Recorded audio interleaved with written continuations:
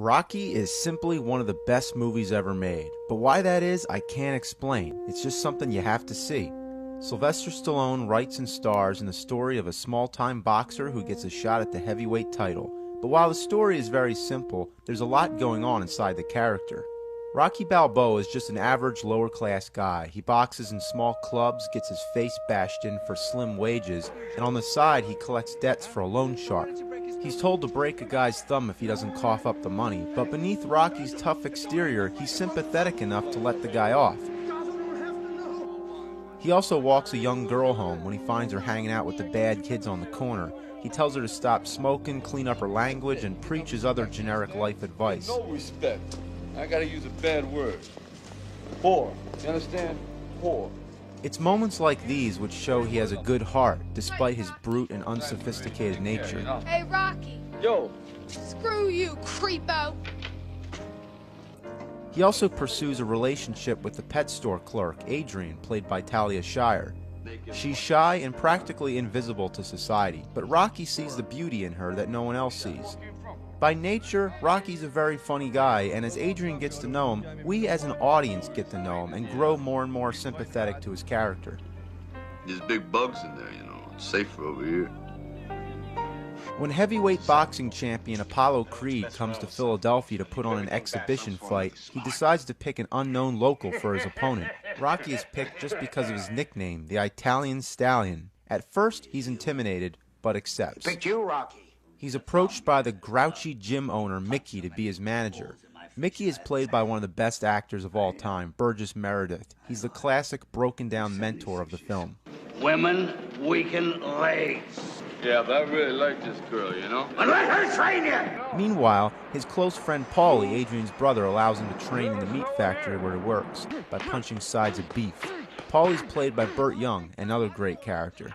I'll break both your arms so they don't work for you. Everything in Rocky's life fits into place as the fight approaches. By the time this happens, you're rooting for Rocky, almost as if it's a real boxing match, and that's where the movie's real power lies. You can relate to Rocky, the underdog who wants to rise up from his humble roots and take on the world. The most famous image is the training montage where he runs up the art museum steps to the song Gonna Fly Now, composed by Bill Conti for the film. It's a symbol of his status being promoted, running from the bottom to the top. Every day, people run up the same steps and raise their arms to share that triumphant feeling which Rocky demonstrated to us. It's one of those movies that leaves you with a good feeling. If you haven't seen it, go rent it, go buy it, it's worth it.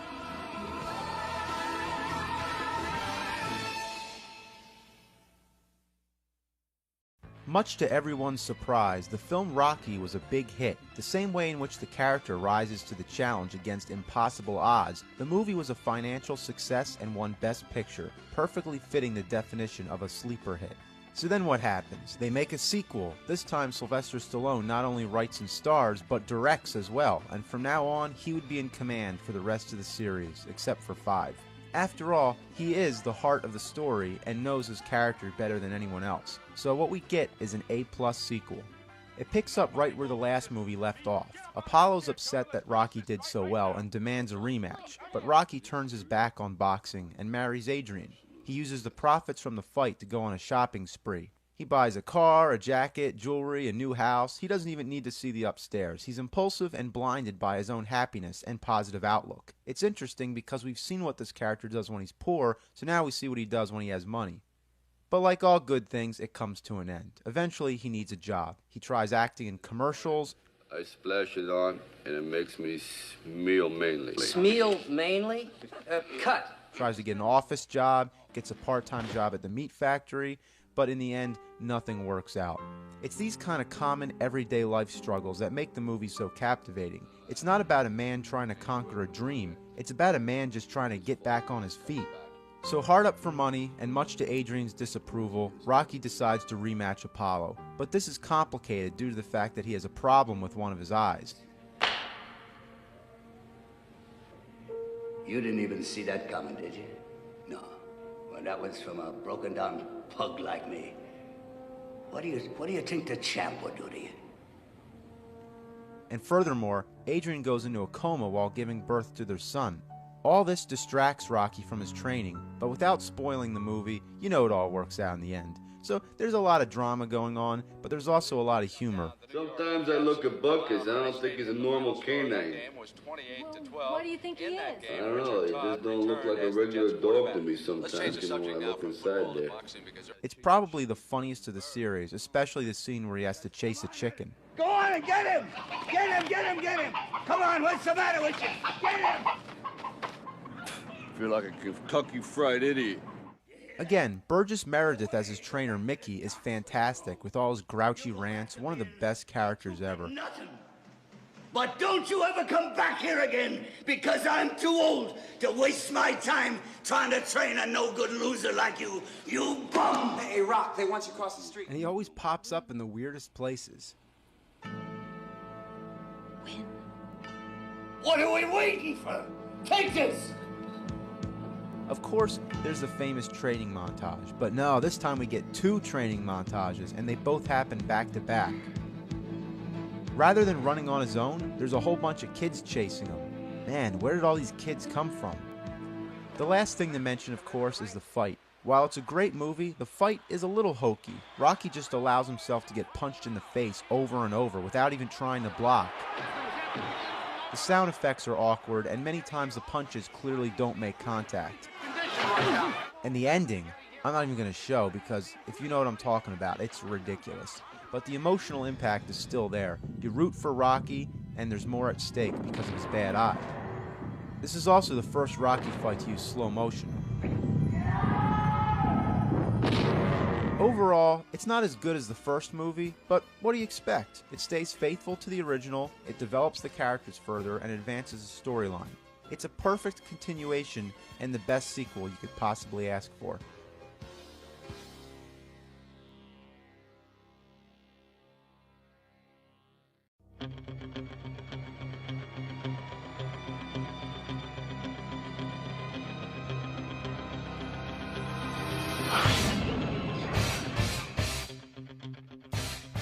Okay, now we're up to Rocky 3. This is where the series started to change direction. It starts off with a montage of Rocky going on a winning streak. He's now the champion and his fighting career has picked up.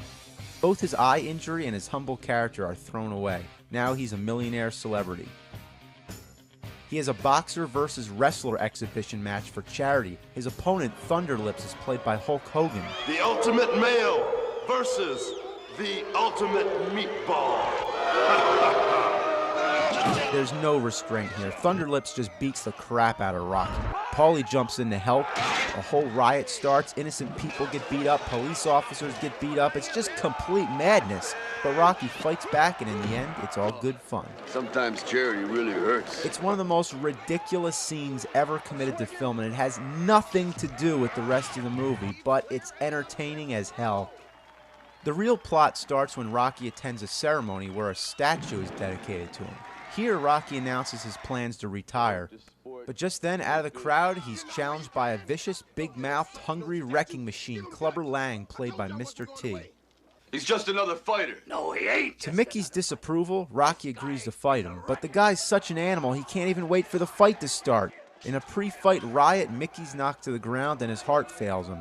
Rocky can't concentrate on the fight, gets the beating of his life. Mickey dies, everything's sad. But then Apollo Creed comes and trains him for the rematch, which is a great twist. I love it when enemies become friends. Overall, it's more of an action film than the first 2 flicks. Clubber Lang's one of the best bad guys ever. You just hate the guy, and you want to see Rocky win. It's all just a big build-up for the last fight. And for the only time ever in a Rocky movie, you get to see the whole fight. There's no time-lapse montage. While it's broken the delicate fabric which has made the first 2 movies so great, Rocky 3 is a very important chapter in the series. It introduces the Survivor song, Eye of the Tiger, which was a recurring theme in the movie. You had that eye of the tiger, man, the edge.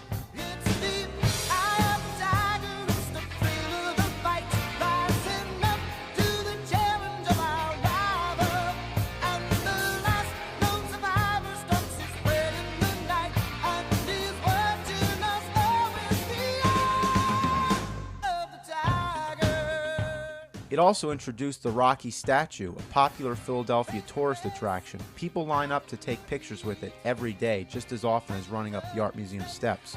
Most important, this movie introduced Mr. T and his famous catchphrase, "I pity the fool." But I pity the fool.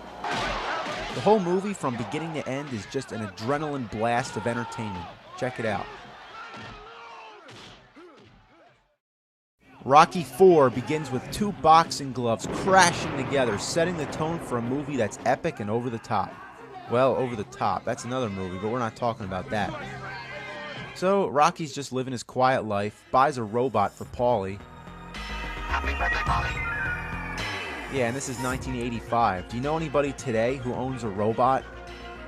He's still friends with Apollo, who's still as arrogant as he was in the first movie. When a Soviet boxer, Ivan Drago, comes to America, Apollo flips his shit and goes back to boxing just so he can beat the guy. Now, Drago is nobody to mess with. He's an inhuman monster jacked on steroids, and when he punches, it's like getting hit by a train. Whatever he hits, he destroys. Apollo makes his entrance with a big performance by James Brown with fireworks and dancers. His song of choice is Livin' in America, which perfectly complements Apollo's patriotic egotism, as well as being one of the many highlights of the film.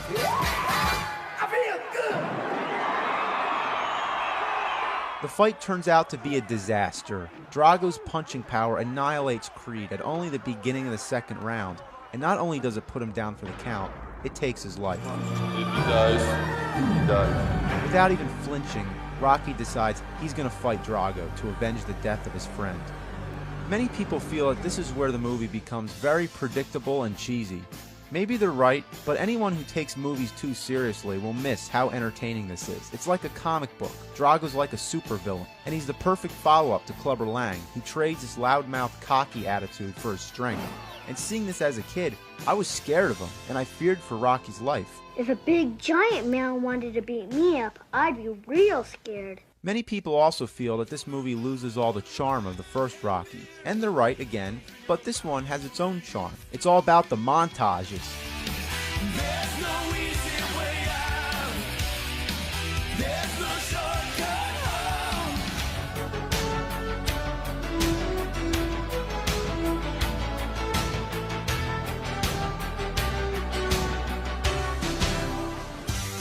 Hearts on fire, strong desire, rages deep within.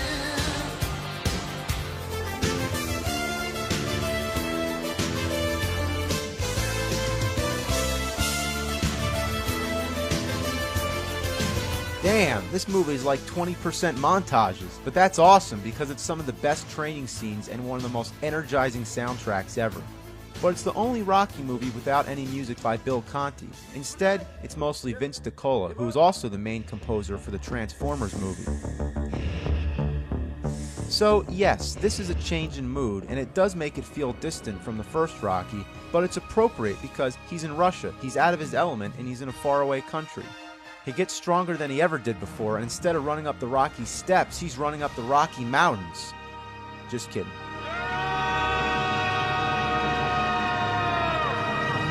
So the only thing left is the fight. Drago comes out to the country's anthem, the intimidation mode starts, Drago says his famous line, I must break you. slams the gloves down, and we're set to go. Rocky gets massacred. It's like the worst beating of all time. Drago doesn't even let him stand up. Also, apparently, there's no 3 knockdown rule in effect, and the ref never heard of a TKO, so the fight could just go on and on until somebody dies, and given this guy's track record, would they even consider stopping it? Also, if Apollo lasted only 2 rounds, how the hell does Rocky survive 15? He takes 100,000 times the beating Apollo did. But who cares? This is one of the most exciting fights in the history of motion pictures. I'm not kidding. It's fucking badass.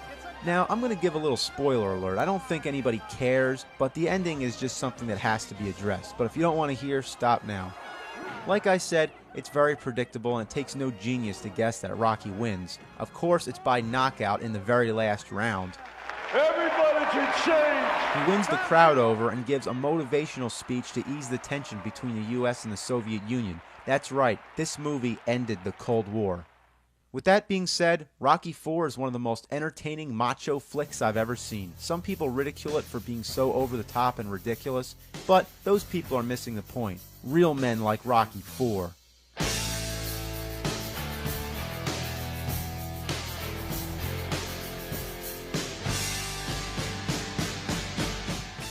Alright, now we're going to talk about Rocky V?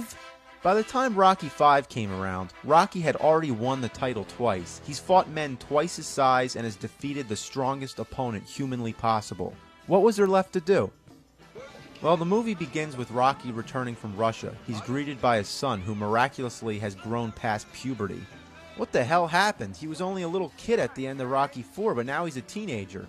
This is the only movie where it's his real-life son, Sage Stallone. And another thing that's weird is that they're playing the Rocky music. They did that in Rocky III also, with the ceremony. Why do people in the movie know the Rocky theme? Next thing, the Balboa family loses all their money. I couldn't even tell you how it happens. It has something to do with taxes, but whatever the case, it's a cheap plot device to get Rocky to move out of his mansion and return to his humble roots. He even starts wearing the same clothes from the first movies, and Adrian's working at the pet shop again. The idea was to bring Rocky full circle. 3 and 4 were more like action flicks, and Rocky's wealth and fame deviated from the underdog theme which made the first movie so lovable. So that's why Rocky V is the way it is. John Avildsen directed this and the first one, so it seemed like an appropriate closure. Though it has some flaws, it's still an okay movie. There's even a flashback involving Mickey. It's the last time Burgess Meredith ever acted in a Rocky movie. And if you ever get hurt, and you feel that you're going down, this little angel is going to whisper in your ear. He's going to say, "Get up, you son of a bitch! As Mickey loves you." Now, for the first time, Rocky is told he has brain damage and he has to quit boxing. So instead, he trains an arrogant newcomer, Tommy Gunn. He's played by real-life boxer Tommy Morrison. Meanwhile, he's not paying as much attention to his family, and he's getting hounded by an annoying boxing manager who wants to get him back in the ring. Now, this is your medical report. It's not so good, but we can work around it. He's the main villain of the movie, hovering above Tommy, just like Krang and Shredder, or the Emperor and Darth Vader. Rocky's son gets beat up every day by the school bully. Then he trains, he comes back, and he punches the other kid out. Problem solved. This is where I find the biggest flaw. Its moral values are all screwed up. Really, fighting should not solve anything. I trashed this guy. Everybody in the school went crazy. Everybody. Oh, that's great, kid. That's beautiful. All over the film is the phrase, "Go for it." Go for it! Go for it. Do it. Well, at the end, Tommy Gunn wins the championship, but then he finds that he still doesn't have the respect that he wants. He's still living in the shadow of Rocky Balboa. So, what does he do? He takes his anger out on the man himself, the man who brought him up and trained him. What's his problem? Rocco made you your shot, you know that? He's the real champ. You're just a goddamn joke. Now, just get out of here before I break the plate. Come on, man. Now, you knocked him down. Why don't you try knocking me down now? No. In the ring. Tommy Gunn only fights in the ring. Get out of here. My ring's outside. Yeah. Let's do it. So this is where the movie really heats up. It's this last scene that makes it a killer flick, because it's so over the top. Tommy even beats up innocent bystanders, and the reactions from the crowd are ridiculous. You're losing everything. Come on. Knock that bar out. He took my room. Again, there's really no reason for this fight to happen, and it doesn't solve anything. At the end, Rocky's still broke and Tommy's still the champion. But in a barbaric sense and for simple entertainment, this makes for a great treat. It may be the worst Rocky movie, but it's the most satisfying ending to all them combined. Touch me and I'll sue. Come on, pug. Touch me and I'll sue.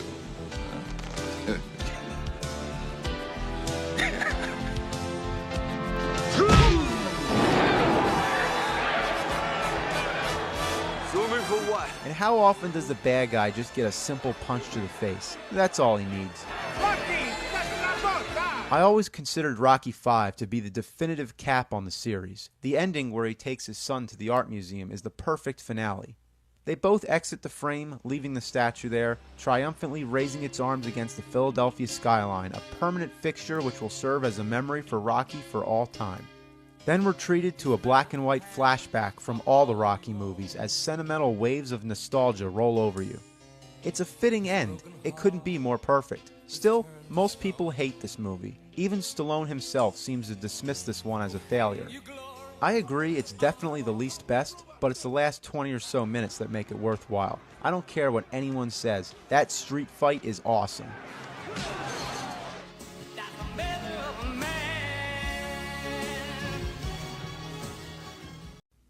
After Rocky V, nobody could have ever imagined a Rocky VI, and Stallone denied any plans for it.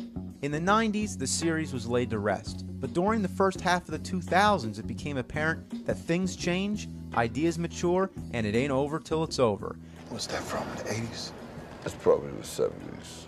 As soon as Rocky VI was announced, it immediately became the subject of ridicule and parody. I have to admit, I was skeptical as anyone was, but at the same time, I was thrilled to be able to see a new Rocky on the big screen and with an adult perspective. One minor disappointment is that up to now, every Rocky movie began with a recap from the last movie. It was like a tradition, but now he throws it out the window and calls it Rocky Balboa so it could stand on its own. It's as if Stallone was spitting out Rocky V like a bad taste in his mouth. He even shows flashbacks from all the movies, except V. As the movie begins, Adrian is dead, which brings Rocky back to basics. He's also growing distant from his son, now played by Milo Ventimiglia, who's caught up in his own work and social life. Having his son work in one of the new modern buildings in Philadelphia is no coincidence. It's an appropriate choice by Stallone. So, Rocky opens a restaurant in dedication to his late wife and spends the rest of his time wandering around his old stomping grounds, reflecting on the good old times. Not like he didn't already do that in Rocky V, but according to Stallone, that movie never happened. Anyway, it's difficult to start a movie emotional right off the bat, but it works because of the canon of the series. If you have any nostalgia for the Rocky movies, it draws you in right away. You feel sentimental the same way he does, so it totally puts you in the character's place. Burt Young, as always, is fantastic as the bitter brother-in-law, Paulie. You're living backwards, Rocco! Change the channel from yesterday! Tony Burton's back as Duke and is just as great as ever. Every time you hit him with his shot, it's gotta feel like he tried kissing the express train. Yeah, let's start building some hurting bombs. And Geraldine Hughes is very natural and lovable as Marie from the first movie. It's kind of disturbing if you think back to the first movie. What does he ask her? Hey, you got a boyfriend? Now, okay.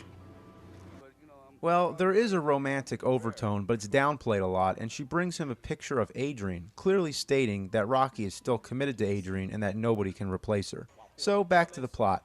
When a computer-generated fight is staged between Rocky and the current heavyweight champion, Mason Dixon, people get curious and Rocky decides to go back to fighting, which his son disapproves of. In the same way, the audience disapprove. Rocky hasn't stepped in the ring since Rocky IV, which was 20 years ago. You ever think about retiring? No. You think about it? Yeah. Well, I'm officially retired now. I should, step down, maybe, and retire. Excuse me, my husband is retired. He has nothing more. Are you gonna retire or not? Anyway, I'd like... Now, 16 years later, there's no mention of the bad eye or the brain damage, and he's stepping back into the ring. I'm only giving you this little history to put you in perspective of how unlikely it seemed that Rocky VI would ever see him fighting again. In fact, many people ignorantly dismiss this movie without even seeing it, just on the grounds that Stallone is 60 years old.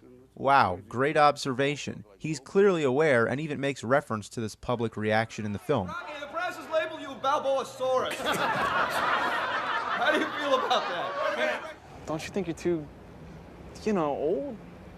Yeah, Stallone is not pretending to be young, and the age factor is actually a big part of the movie. In fact, it's the main driving power. Yeah, but I ain't interested in getting, mangled and embarrassed. The same way that the first movie was about an underdog trying to rise up, this movie is about a has-been trying to make a comeback and ignoring the laughter of those around him, realizing that life is too short to worry about what other people think. It's about how hard you can get hit and keep moving forward. How much you can It's profound as well as it's depressing, but ultimately it picks you up and makes you feel good in the end. Yo, Adrian, we did it. Let's face it, why do sequels get made? Because the first one was successful. But this is a movie that fills a 16-year gap. It wasn't made to ride on the success, it was made because Stallone really wanted to make this movie and he put genuine feelings into it. It came from the heart, not from the money-grubbing hands of a studio executive. In fact, he didn't even have an easy time getting this movie made. I just never knew it was supposed to be this hard. The scene where he argues to get his boxing license back, I again believe is no coincidence. He's relaying his real-life experiences into this movie, often constructing them into passionate monologues. I mean, maybe some of you guys got something you never finished, something you really want to do, something you never said to somebody, something. One last thing that disappointed me was that there's no music by Survivor. Rocky and Survivor go together like bread and butter. In Rocky 3 there was Eye of the Tiger, and Rocky 4 there's Burning Heart. Their music carries the passion and vibe that make the series so great, and they hadn't released an album in about 19 years. So the year 2006 marked not only the return of Rocky, but the return of Survivor as well. It couldn't possibly have been more appropriate. So, what the hell? But there is a training montage with Gonna Fly Now, so if we had to choose one song for the final movie, at least he brought back the official Rocky theme. The final thing to mention is the fight. Rocky's opponent is real-life boxing champion Antonio Tarver. I like how he's not really portrayed as a villain in this movie. While all of Rocky's previous opponents were over the top, this guy's more down to earth. He's tough, but fair. You hurt me, you hit me low, cheap shot me, I'll get you out of there. The fight is treated like a real-life pay-per-view match. It's shot in HD, you got all the stats on the screen, Michael Buffer's the ring announcer. Let's get ready to rumble! It's like watching a real fight. In fact, all the hits you see are real. Stallone suffered for his art by allowing the real heavyweight champion to punch him repeatedly in the head. The only way he felt that he could achieve the realism he wanted was to actually make contact. Now, of all the Rocky fights, this is by far the best one, or at least the most realistic. If you can get over the fact that Stallone's 60 in this movie, then go check it out. It's one of the best Rocky sequels and one of the best comebacks of all time.